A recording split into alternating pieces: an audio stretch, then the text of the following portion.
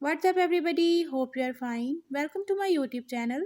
In my today's video, I'll be sharing with you how to add dual WhatsApp in Samsung Galaxy Tab 8 and 8 LTE. But before that, hit the red subscribe button and the bell icon to stay updated. Now watch this video and you will learn how to add dual or clone WhatsApp in Samsung Galaxy Tab 8 and 8 LTE.